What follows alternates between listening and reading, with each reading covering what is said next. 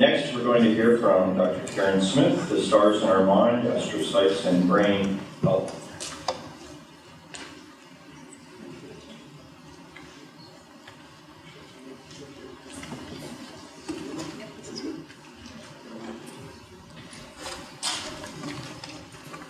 So I'm going to talk to you today about astrocytes, which are glial cells of the brain, formerly thought of as the glue, where they have these beautiful star shapes in them.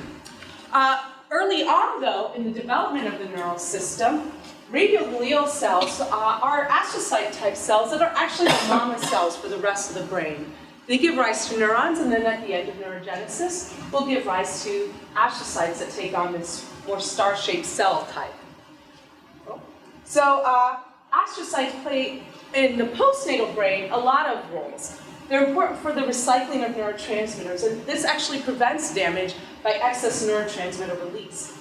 They regulate the blood-brain barrier. They provide lactate to neurons for their energy, to support their energy needs.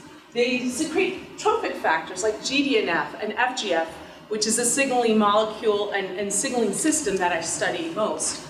They provide osmotic balance, respond to injuries such as TBI. So TBI is going to activate, or stroke is going to activate astroglial cells. And they may have stem cell potential postnatally, and they are involved in synapse formation. So fibroblast growth factors are a group of 22 ligands and 4 receptors that are present, and they're evolutionarily conserved. So recently, astrocytes have been known to be important for the FGFs are important for astrocytes even in the fruit fly. And when they bind the receptors, all sorts of intracellular signaling can occur.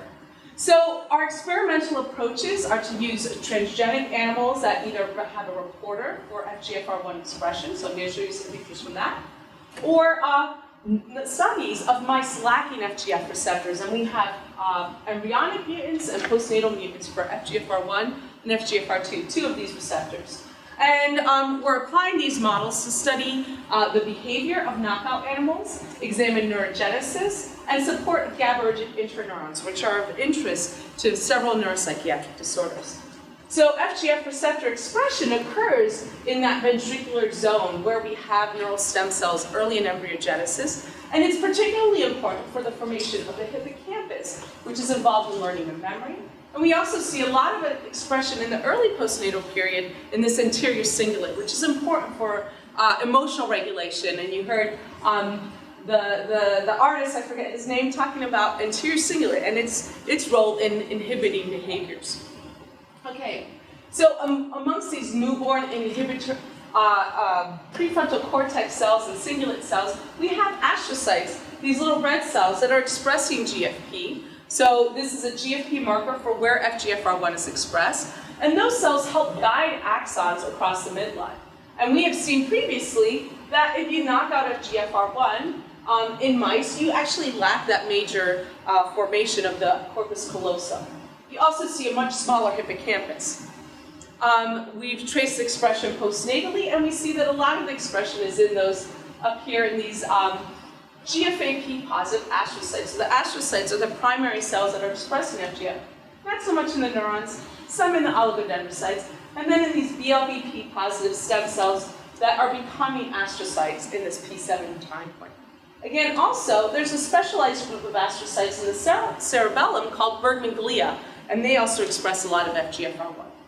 FGFR1 is also found not only prenatally in stem cells, but in the stem cells of the dentate gyrus and SVZ, and these are neurogenic areas. So it was realized back in the 1990s that there is some postnatal neurogenesis that occurs, and this is in this hippocampal region and SVZ region. And the hippocampal neurogenesis may play a role in the function of antidepressant therapies and the pathology of depression. Lastly, we see FGFR1 in the hypothalamus, particularly in a special type of astrocyte called the tanocyte. And without the tanocytes, those neuronal nuclei that control our hormones and our stress responses can't respond to the factors that are present in the CSF. So the hypothalamus controls our body's homeostasis. And for them to function, you need functioning tanocytes. So example of some of the studies we're doing is taking this reporter mouse and looking at whether you see changes in FGF receptor expression, as has been seen in depression. And so we did a chronic unpredictable stress, and we see that we have upregulation of FGF in the hippocampus. Previously, I'd shown that mice lacking FGFR1 have a decrease in parvalbumin neurons. And this is similar to what is seen in schizophrenia. We developed a co-culture system where we culture astrocytes from controls and knockouts, saw that the interneurons grown on those astrocytes from knockouts of FGFR1 are smaller.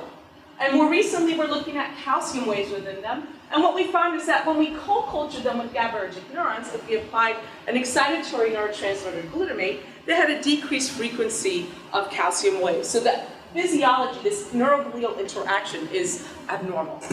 And then unexpectedly, we had done a postnatal knockout of FGFR1 or 2, and while we were trying to study learning and memory, we realized that they may have some motor ataxia. So hindlimb clasping is something you see when the cerebellum is damaged. We've gone on to start looking at Purkinje neurons, which are also GABAergic and may be affected, and the Bergman glial cells, and that's a project that Lori's working on as well. And these are the folks in my lab. We also have a poster that's being presented by Marcus Jackson, and he's presenting on SIB, self-induced behaviors of rhesus macaques, and also studying astrocytes in there. So thank you very much.